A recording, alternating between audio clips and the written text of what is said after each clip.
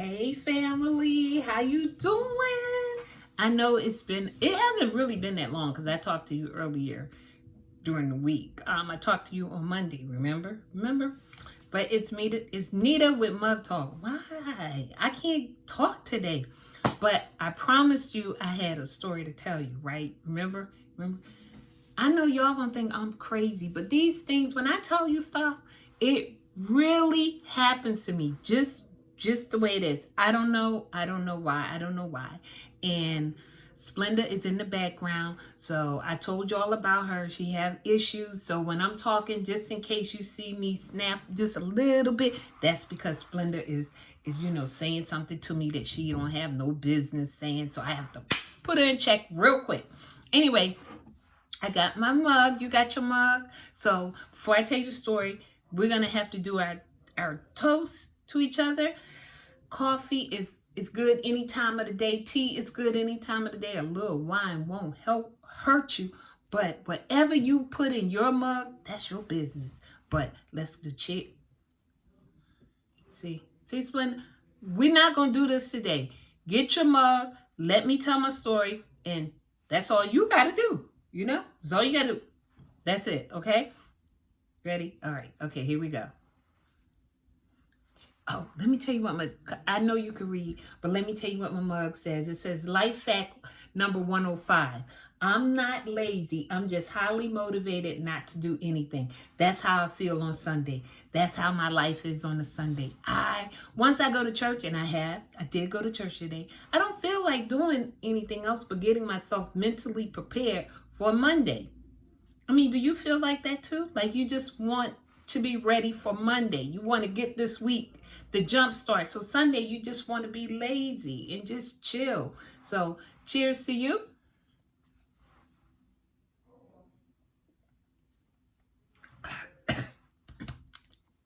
Right there. But so let me tell you what happened. So first of all, I'm going to give a shout out to all of those Uber and Lyft drivers. The ones that there isn't a horror story behind their name or anything. They're just out here trying to get their hustle on. They're trying to make that coin, and that's it. They just want to get you to your destination. Well, you know me. I'm always, I try to talk to people to try to feel them out and see, how they doing. They angry or what? Because if you angry and you got issues or whatever, I kind of want to back up off of you. I want to give you your space to do you, and I don't want to be a part of that when you lash out. I don't want to be a part of that. So, of course, I've heard stories just like you about some Uber drivers, the lady who got in an Uber car and he wasn't an Uber driver, and, things happen. So I'm like a little paranoid about that. So I'm leading up to the story. Don't rush me, Splenda. Don't do it. Don't rush me. I'm gonna get to it. So I'm just setting you up for it. So another thing is, we live in a time now where we really don't know our neighbors. We don't know who we see. I saw a whole group of people in the neighborhood walking, and your mind plays trick. It was a whole bunch of like Chinese people, right? So I don't have a problem with Chinese people or any people, but the first thing I thought about, because somebody was just coughing, and I said, oh, Lord, the coronavirus was the first thing popped in my mind. Now, do they have coronavirus? I don't know that. But guess what? I was in the car, and I wasn't going to get out while they were standing there coughing. I just sat in the car and waited till they got over that cough. Then I waited a few minutes because hopefully all that stuff would dissipate somewhere else and not come my way. So I'm just setting you up for what I'm trying to tell you. So anyway, I call an Uber. And the guy is nice. So I realized that, the Uber, sometimes when you're driving yourself, the shortcuts, how you could just turn and cut this way and you get right where you want. Well, he was taking me this all out of the place. And I'm thinking, why are you going this way? This is so long. But, so now I'm going to try to feel him out, see what's going on, what he thinking. So I said, how you feeling today? So I can tell he has an accent, and he says, I'm feeling fine. How are you? I said, I'm good. I said, so you like driving Uber? So, he kind of looks in the mirror, and he was like, yes. So, like, lady, no. So I was like, okay. So I said, isn't it crazy how the Uber just takes you all over when you could have gone another way? So he says, yes. So now I'm thinking, he's giving me one word answers. So I said, okay, let me on my phone share my ride so y'all know if I get kidnapped or murdered or whatever. So I hit the button to share with my sister, so at least they know who I was with. So finally, we get to my house. Normally, I will get off before my house or, a little past, and I'll walk back because, just taking an extra precaution. That's all I'm doing, take an extra precaution. So, pulls in the middle of the street in front of my house. So I get out. I said, okay, thank you. You be careful. And he said, all right, thank you. So I kind of wait a minute. I'm checking my mail, but I noticed that he's on his phone, but he's sitting in front of the house. So I said, okay, Juanita, I'm talking to myself. Don't be paranoid. Just go in the house. I go in the house. And I get on, change my clothes and all of that. So it's about 15, 20 minutes. I go back to the front door and peek out the window. Well, the Uber car is still there. But this time he's parked directly in front of my house. So I'm like, why is he there? Why is he still there? So, okay, maybe he has some business to tend to. I don't know. So I go back and I do whatever I'm doing. A few hours later, I go back to the window.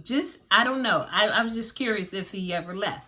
Well, I go back to the window, and sure enough, the Uber driver's there.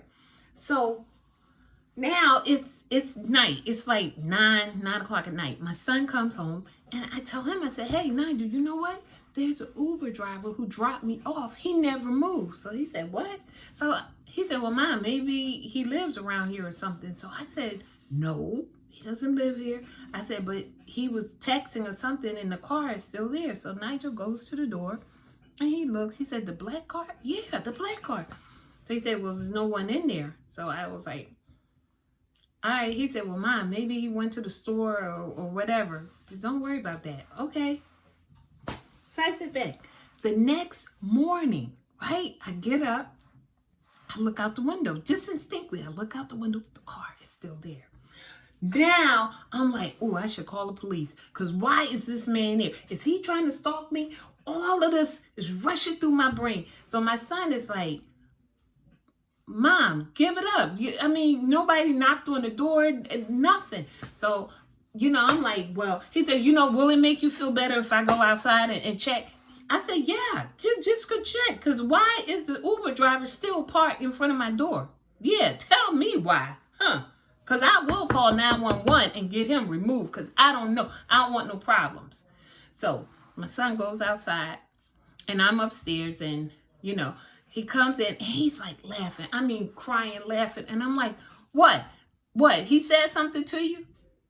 So he's looking at me and saying, Mom, what's wrong with you? I'm like, well, ain't nothing wrong with me. This man dropped me off and now he's sitting in front of the door. It sounds like some stalkish behavior. That's what it seemed like, and I feel, like I'm ready to take somebody out. I'm like, let him come on. So my son says, Mom, that's our neighbor.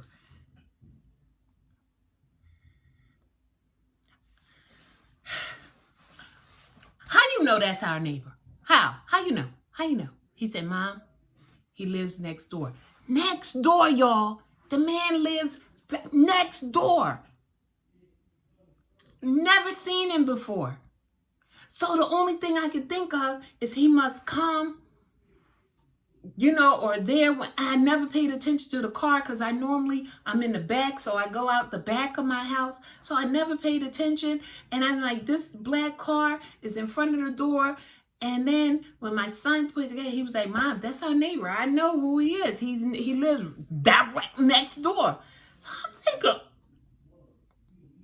So you mean I spent 2 days playing Detective Gadget, looking out the window, peeking to see when he's gonna get out the car. Then I miss when he got out the car, and I'm checking to see if the car leaves. He doesn't leave. I'm already thinking I'm gonna dial 911 and let them know that this man is here. And he probably gonna kidnap me. So, y'all, don't be that dramatic. Don't be that dramatic. I couldn't help myself because I had just seen a story where the lady was kidnapped. I know I'm 6 feet tall. I know I'm 2 pounds. I know that. But still, I was being extra cautious. I just wanted to make sure that this wasn't a killer. So now I felt bad because I saw the man. Like, I went out the front door, and then I saw the man, and he just went, "Good morning."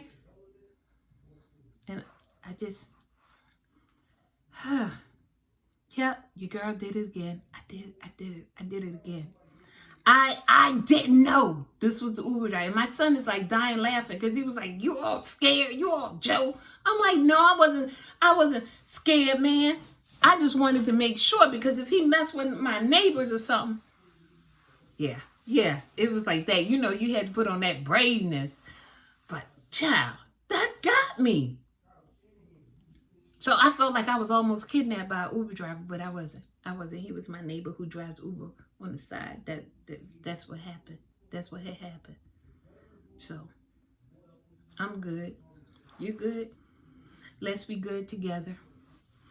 I'm going to try to keep it together, y'all, because I watch too much crime TV and I watch too much on YouTube and stuff, all kinds of things happening. So I was just a little bit paranoid. That's all I'm saying. And you should be able to relate. You should be on my side instead of looking at me judgmental and saying, "For real?" But don't do that. Because, no. See? And you always in the background having something to say. You would have been scared too. You know? Come on. No. People do my size get kidnapped. I don't think you should say that. I'm offended by that. Yes, they do. They get kidnapped. What you mean you ain't never seen a fat person get kidnapped? Don't. Okay. All right. It's time for me to end the video because, see, she always coming for me. Don't stop coming for me. I got a quote for y'all. Ooh, I'm going to meditate. I got a quote. My quote says, "Be careful who you trust. Salt and sugar look alike." You know it's true. Salt and sugar look alike. Be careful who you trust. All right. That's my story. I'm going to stick to it. That's what had happened. That's what had happened. All right.